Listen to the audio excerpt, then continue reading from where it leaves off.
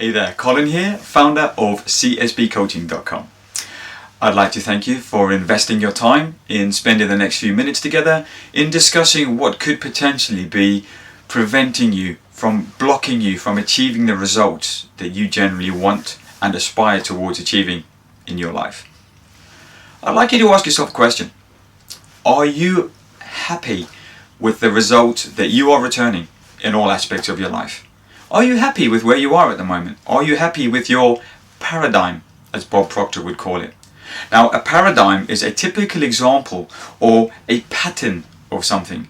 And I've been fortunate to have been coached and mentored by Bob Proctor, who has been studying personal development for well over 50 years now and is actually quite well renowned as being a success expert.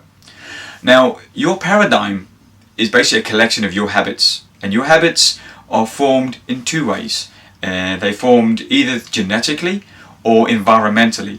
Genetically in terms of what we inherit from our parents, and environmentally in terms of our surroundings. So how it was and where it was that we were brought up. And if you give yourself a bit of time to think about it, who determined what it is that you like? For example, the food that you eat. Your parents put that food in front of you from a very, very early age, and their parents before them. You'd have to go back a long way to discover ultimately who is responsible for you liking what it is that you like. And that's a habit. We can change our habits. Maxwell Maltz discusses it in his book Psycho-Cybernetics, in which he gives the analogy of your brain being your thermostat, your cybernetic control in terms of regulating your behavior, which obviously therefore influences your results. So your thermostat, your cybernetics, is basically your comfort zone where you currently operate from. So to use the analogy of a heating system, for example, you have a thermostat control which regulates the temperature around the house. When the door opens or the window opens and lets a cold breeze through, the thermostat kicks in, raises the temperature to bring it back to your comfort zone, to the level to which you have set or calibrated that thermostat. And you are no different, according to Maxwell Maltz. Your brain is your thermostat. Your mind controls your outwardly behavior, which obviously therefore influences your results. So your brain will operate from the thermostat setting that you have calibrated. And you can change that.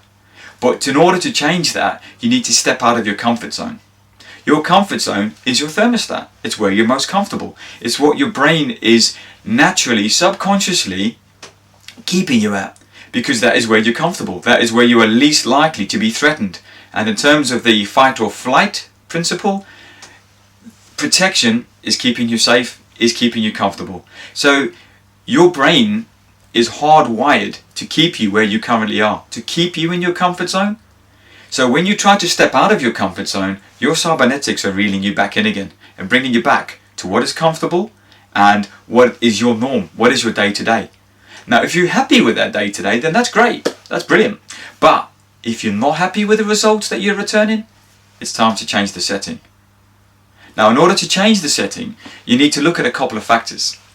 You need to look at your sensory inputs, bearing in mind that with the conditioning that we have, we react to our senses, and the 5 senses of hearing, sight, smell, taste, and touch will all influence certain stimuli, which therefore, or thereby, give us a reaction which results in our behavior. And our behavior will result in our results.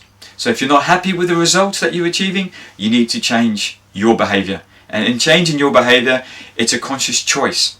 It's a mindset. Now, speaking of mindset, Thomas Jefferson said, "Nothing can stop the man with the right mental attitude from achieving his goal. Nothing on earth can help the man with the wrong mental attitude." It's all about attitude. And it's also a case of, are you interested or are you committed to achieving your goals? January, the new year, new you. Do you set yourself goals?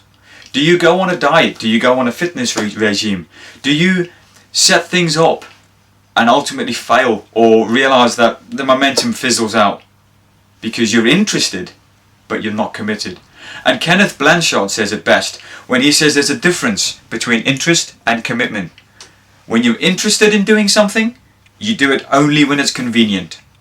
But when you're committed to something, you accept no excuses, only results. Are you committed to your results? Or are you interested at your convenience?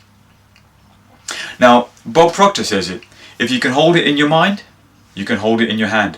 Thoughts become things. You can change the way that you are. You can alter your cybernetics. You can change your thermostat calibration.